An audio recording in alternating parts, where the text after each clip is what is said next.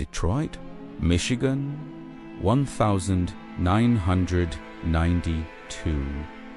The city that was once the beating heart of the American automobile industry now bleeds.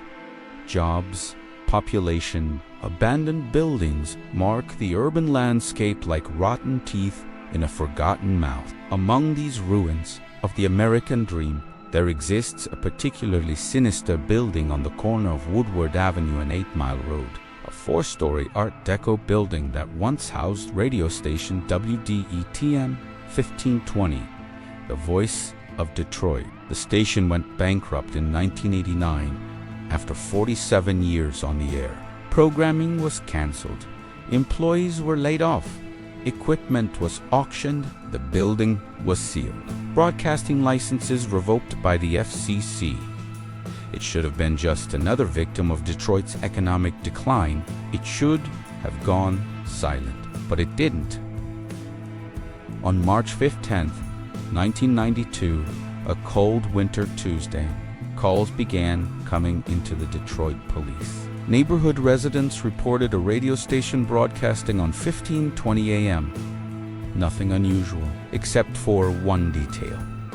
There was no programming, no music, no announcer, just sounds, strange sounds. Sounds that made people turn off the radio immediately and yet wake up in the middle of the night with those sounds echoing in their minds. Marcus Webb, 42, a truck driver, was one of the first to call the authorities. I was driving home, tired, looking for something on the radio. I stopped at 1520 because I heard what sounded like someone talking, but a WASN, single quotes, T.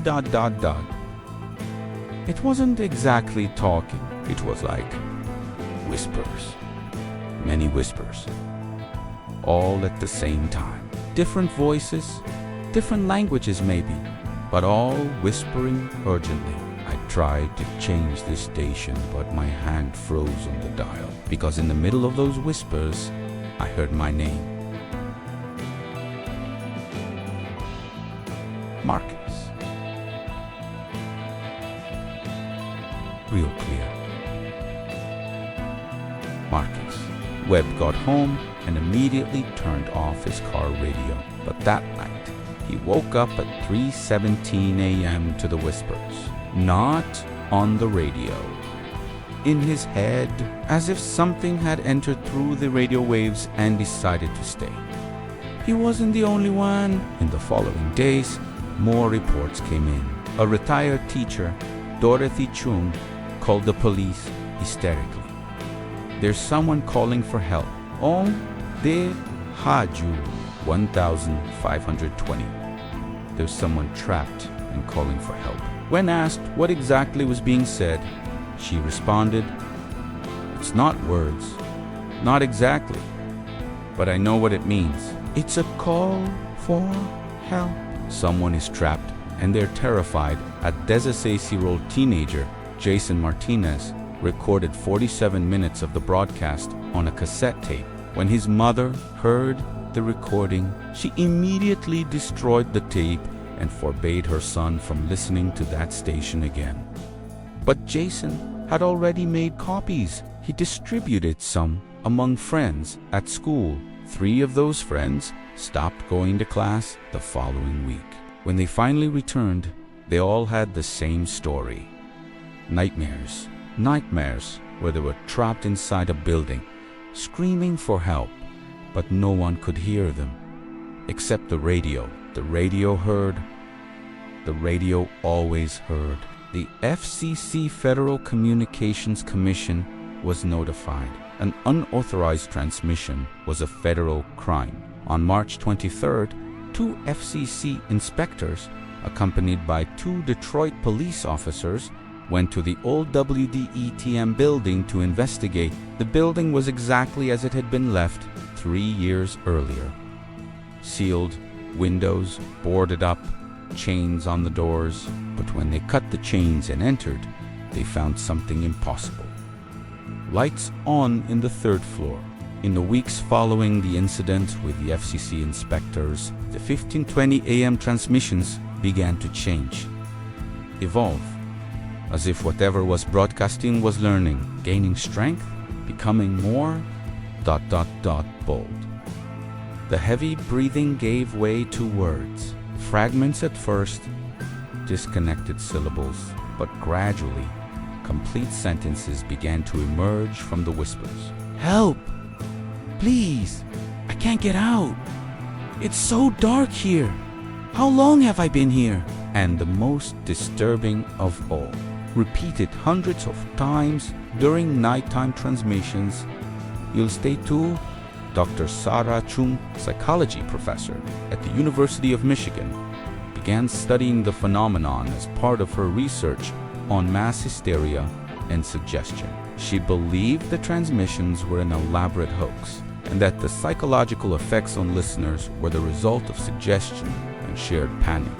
To prove her theory, she spent 30 consecutive nights listening to the station, meticulously documenting each transmission. In her notes from the first week, she maintains an academic and skeptical tone.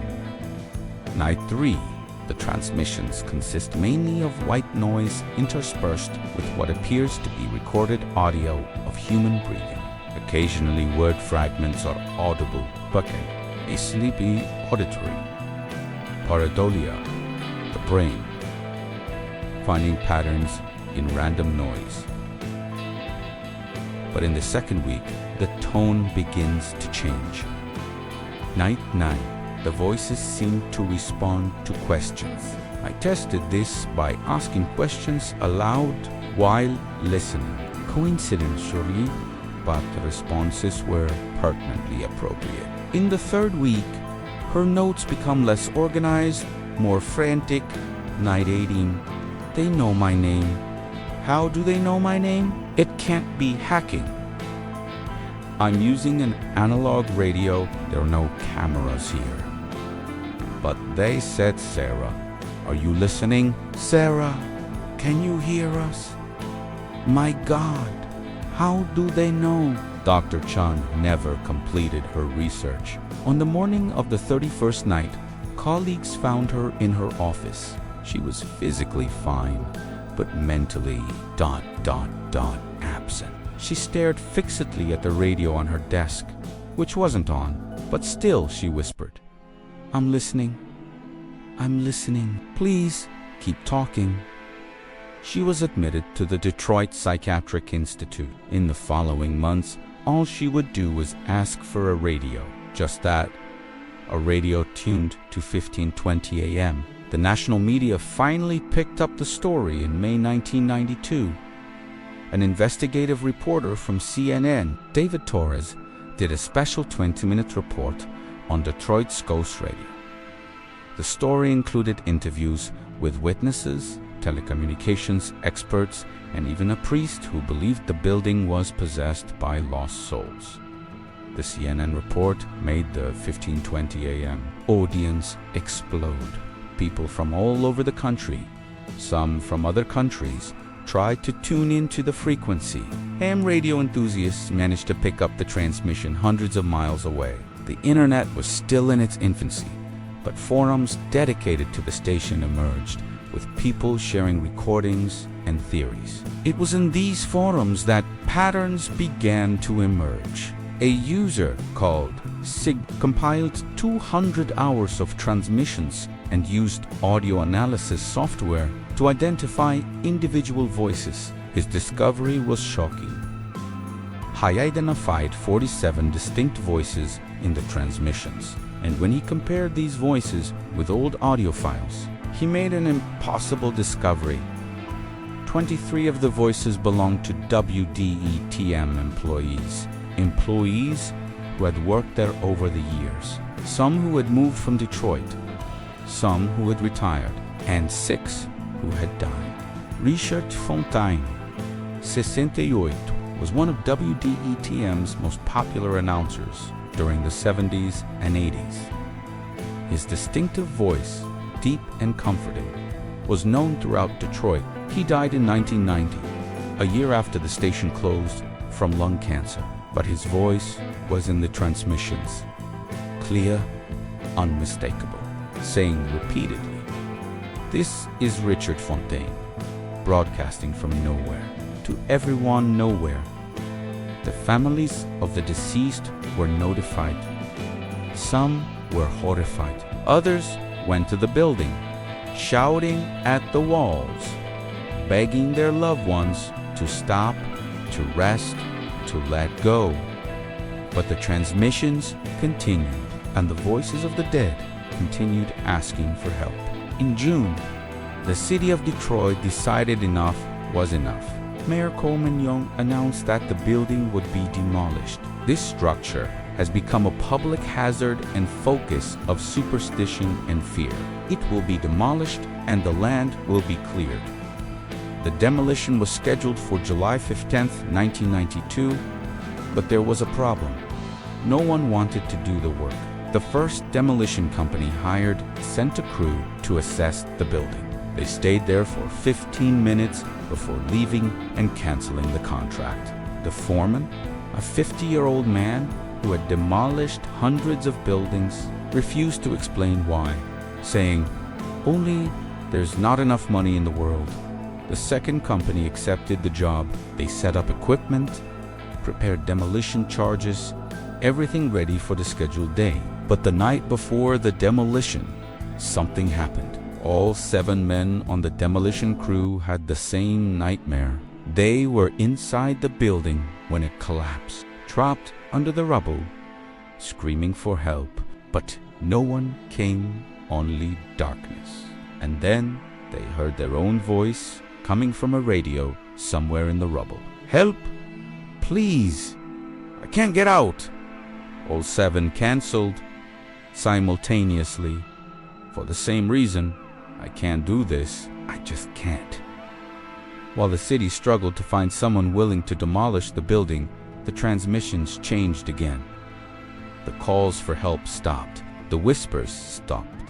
For 3 days, 15:20 a.m., broadcast only silence. A deep, heavy silence that somehow was even more disturbing than the previous sounds. And then, on the night of July 14th, the eve of the canceled demolition, a new transmission began. A single voice, calm, almost friendly, speaking directly to listeners. "You don't understand. We don't want to leave. We can't leave. This place, ... This place keeps us, preserves us. Here, we're still real. We still exist. Out there, we're nothing. Please don't destroy us. Please let us continue. Let us broadcast. It's all we have." The city of Detroit backed down. The building would remain for now, but it was decided they would try a different way. Shut down the transmission from the source. If they couldn't destroy the building, at least they could silence what was inside it. A specialized technical team was hired.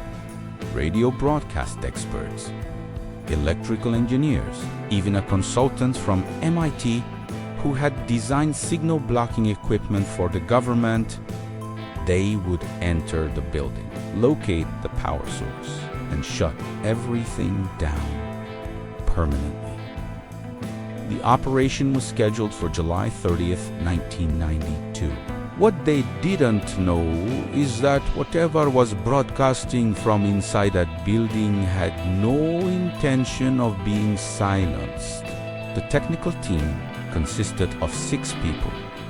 Dr. Alan Morrison, radio frequency engineer; Susan Park, electrical systems specialist; James Chun, transmission technician with 30 years of experience; and 3 technical assistants. They entered the building at 9 a.m. on July 30th, equipped with cameras, measurement equipment, and tools to dismantle any broadcast equipment they found. The cameras they used transmitted live to a van parked outside where city and FCC officials watched. The first 2 hours were a routine. The team mapped the building, identified the main electrical routes located the broadcast studio on the third floor. Everything normal, everything professional. But when they reached the studio door at 11:23 a.m., something changed. The cameras began showing interference. Not much, just occasional ripples in the image and a background sound. Low, almost subliminal, breathing. James Chun, the veteran technician, was the first to enter the studio. What he saw made him stop abruptly. Everything's on. How is everything on? We cut power to the entire building at the entrance. Susan Park checked with her equipment. No detectable power source. No battery. No generator. And yet, all the broadcast equipment was working. Not just working, but operating at levels that exceeded its original specifications. The meters showed signal output 300% above what the equipment was designed to produce. Dr. Morrison approached the main console. He began examining the connections, trying to trace where the power was coming from. That's when he noticed something strange about the tip reels. They were spinning, recording something, but there was nothing being fed to them. No input, no active microphone. And yet, the tapes recorded. He rewound one of the tapes and pressed play. What they heard made everyone in the room freeze. It was them. The conversation they had had 5 minutes earlier. But it wasn't a normal recording. There were other voices mixed in. Whispers, commenting on what they were saying. They don't understand. They can't turn it off. They'll stay. They always stay. One of the technical assistants, a 24-year-old young man named Kevin, began to panic. We need to leave now. This isn't right. But when they tried to leave, they discovered that the studio door had locked. From inside, there was no lock. There was no latch, but the door simply wouldn't open. In the van outside, the observers saw the teams become increasingly agitated on the cameras. They tried radio contact, but the only sound they could get was static and those omnipresent whispers. They decided to call the fire department. If the team was trapped, they would break down the door. Inside the studio, things got worse. All the monitors and screens turned on simultaneously, but they didn't show static or test signals. They showed faces, dozens of them, hundreds. People looking out from the screens, looking directly at the trapped team, and then they began to speak all at once, creating a cacophony of voices. Stay. Don't leave. It's better here. Join the broadcast. You'll never be alone again. Susan Park desperately tried to disconnect the equipment, ripped out cables, knocked down equipment, but nothing stopped. And then, horrified, they realized that their own voices had joined the broadcast. When they spoke, they could hear themselves on all the studio speakers with a 3-second delay, like an echo, as if their voices were being captured, processed, and added to the eternal 15:20 a.m. transmission. The firefighters arrived at 12:47 p.m. They broke down the building's main door and ran up to the 3rd floor. The studio door was still locked. They used a battering ram. The door gave way, and they found the 6 members of the technical team standing perfectly still, staring at the screens. They didn't respond. They didn't react. They just stared. They were taken to the hospital. Medical exams showed they were physically fine, but mentally, ... they were somewhere else. When they finally began responding, 3 days later, they all had the same story. We're still there. Part of us is still there. We can hear ourselves on the radio. If you tune to 15:20 a.m. at midnight, you can hear us. We're still broadcasting. And it was true. Analysis of transmissions after that day confirmed 6 new voices had joined the chorus, the voices of the technical team forever trapped in the radio waves of 15:20 a.m. After this incident, Detroit officially gave up. The building was declared permanently off. A 10-foot high fence was erected around the entire block. Security guards were hired to patrol 24 hours, not to prevent something from getting out, but to prevent anyone from getting in. The transmissions continued. They continue to this day. 15:20 a.m. is still on the air. If you're in Detroit, or if you have a powerful enough radio receiver, you can tune in. You can hear the whispers, the breathing, the calls for help. And if you listen long enough, they say you'll begin to recognize voices. Maybe someone you knew, maybe someone you loved, maybe someone who should be dead. Paranormal phenomena. Researchers have theories. Some believe the building is haunted by everyone who worked there. Their energy somehow imprinted on the broadcast equipment.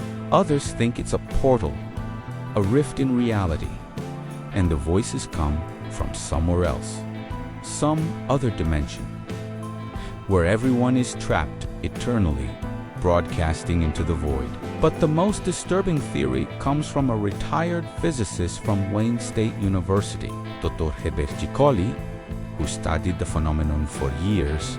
His theory: the broadcast is a trap. It attracts consciousnesses, pulls them into the radio waves, and traps them there. Each person who listens long enough, who connects emotionally with the voices, is at risk of having their own consciousness pulled into the broadcast. It's like a black hole, he explains, but for minds, not for matter. And once you go in, you never get out. You become part of the broadcast forever. In 2015, an independent documentary filmmaker tried to make a film about the phenomenon. He got special permission to film the building's exterior. But when he reviewed his footage, he found something in one of the frames, a face in one of the third-floor windows. A face he recognized. It was his grandfather's face, who had died in 1991. His grandfather, who had been a sound engineer at WDETM in the 60s. The documentary was never completed. The filmmaker suffered a nervous breakdown and was found a week later in his apartment, sitting in the dark with a radio tuned to 15:20 a.m. When they rescued him, he was whispering, "He's there. My grandfather is there. He wants me to join him." He says it's not so bad. He says there are others, many others, all broadcasting, always broadcasting, never alone, never silent. Today, 30 years after the mysterious transmissions began, the building is still there, slowly deteriorating. The fence is still there. The guards still patrol, and 15:20 a.m. still broadcasts. If you tune in late at night, when the city is quiet, you can hear them clearly. Hundreds of voices, maybe thousands now, all talking at once, all asking for help, all promising it's not so bad in there, all begging you to keep listening. Just one more minute, just one more hour. Just stay with us. In the broadcast, forever. Because the radio never turns off. It can't turn off. Not while there are consciousnesses trapped inside it, feeding it with their own psychic energy, desperate not to be forgotten, terrified of the silence that would come if the broadcast stopped, and perhaps the scariest thing of all. According to FCC records, the number of identifiable, distinct voices in the transmissions increases each year, slowly, steadily, as if the broadcast is growing, feeding, collecting more consciousnesses to add to its eternal chorus, So if you're ever driving through Detroit late at night and your radio accidentally tunes to 15:20 a.m., and you hear those whispers, that breathing, those are cause for hell. Don't stop to listen. Don't wonder what it's saying. Don't try to understand the words. Just change the station immediately. Because the more you listen, the stronger the connection becomes. And eventually, if you listen long enough, you'll stay too. Your voice will join the others, and you'll broadcast forever, waiting for someone, anyone, to tune in and listen, and maybe join you in the endless, eternal, terrifying broadcast that never turns off.